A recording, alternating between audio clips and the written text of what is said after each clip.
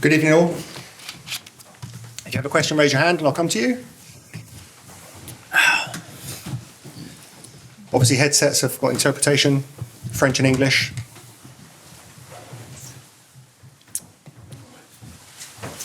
Your question? I'll come to Jordan. Mikel, congrats on the win, great night. Was the only disappointment you didn't kill the game off? You just felt as if the game was still alive? Yes, absolutely. Especially the way we played the first half. How determined, how brave we were, the quality that we showed against this kind of opponent to be so dominant, score the 2 goals.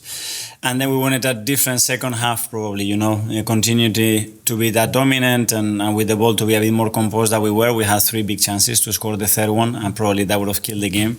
It didn't, by credit to them as well and the changes that they made, the adaptations that they make and they forced us to play again in a different area of the pitch that obviously we had more problems as well after to win territory and to continue to play in the way we did the first half. And Havertz, when he's in this form, is he really unstoppable? Just the way he's so powerful in the air. So powerful, but as well he's so intelligent. The way he occupies the spaces, the way he glides everything together, his work ethic.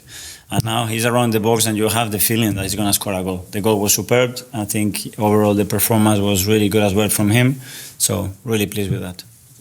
Is Julian Timber okay? Because it was a surprise when he came off after playing so well in the first half. Yeah, he was unbelievable in the first half, but he felt something muscular and he wasn't certain. So I didn't want to take any risks. He's been out for a year.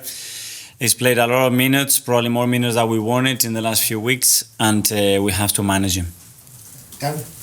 Mikel, when do you start looking at the 36-team league table? I mean, are you looking at it tonight or is it still too early to worry about that? It's too early, I think, as well. Everybody has to play a lot of different and difficult games, home and away. We have to adapt to that. We don't still know, how many points you need. The only thing you can focus on is to perform and try to win your own games. So we've done tonight and carry on doing it and now focus on the Premier League. Do you feel there's the same sort of jeopardy and significance to these early round games as there was last season in the 4-team group? I don't know. We all want to be, at the very top, to play less games and to have, after the capacity to have better draws. It's going to be a long journey, I think. Mikel, Bukayo has just been on TV saying he thinks this is Arsenal's year. What do you think of that comment? And do you agree with him? Well, the players feel that we are in the right direction and they believe in what we do. It's a great sign. It's a night to be really happy because we play one of the best teams in the world for sure, and to be able to perform and win in the way that we did, I think it's a really good sign for the team. Obviously a chance to give Mikel Merino his debut tonight. How good was that and how do you think he got on?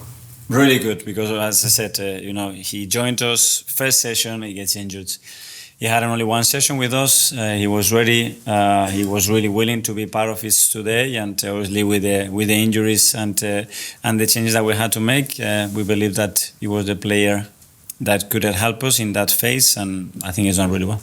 George from BBC at the back. Mikel, hello. I just wondered, how did the players feel in terms of probably Champions League now and beating a team like PSG at home, and they were very streetwise in the way they saw the game out? What did you make of that?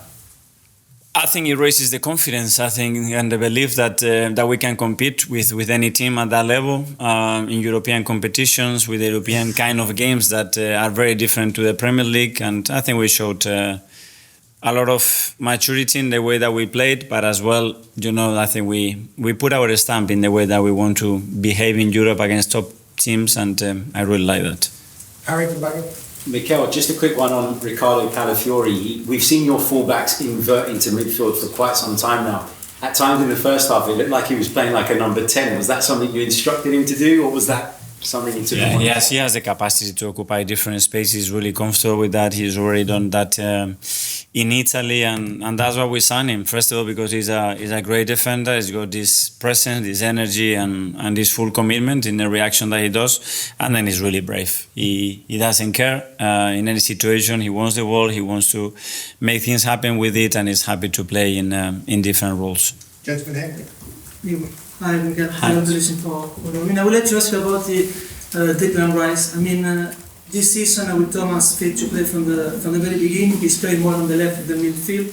and he seemed to be less involved than last season, for example, with the ball. At least it seems maybe you have data which is involved in the same how he looks like from outside, at least to me.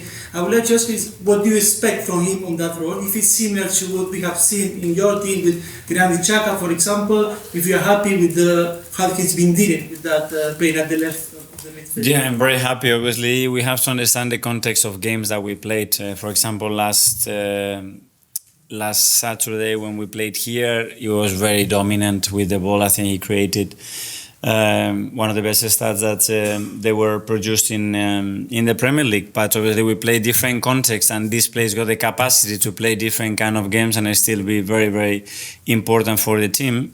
Today we use him as a 6 as well in the second half. It's a great quality that he has as well, so he gives us so much. Amy? Hi, Mikel. You used the word maturity just now talking about your team. When you look at them before sending them out for a game like this, do you feel differently to last season in the Champions League, that they've found something new about how they want to attack this competition that maybe was harder to do first year back after some I did. years? I sensed it differently yesterday as well, and the way we were preparing the game and how they wanted the level of focus. But I think they wanted to prove a point tonight as well against the top teams at home. We can be ourselves and we can be very dominant as well. And it's another step. We have to continue to do that. Okay, we have the last two, Tom. Yeah, just a similar theme. Do you think the players needed a big win like this against a big team to kind of feel that belief that they can beat the biggest club? I think so, and it creates as well these special nights at the Emirates, in European nights against big clubs, you know, and that belief is something that lifts the energy and lifts the spirit of everybody. And first of all, it's about believing that you can face those incredible teams and you have a really good chance to beat them, and you are good enough to do that. So I think it's going to be very helpful. And finally, Sammy.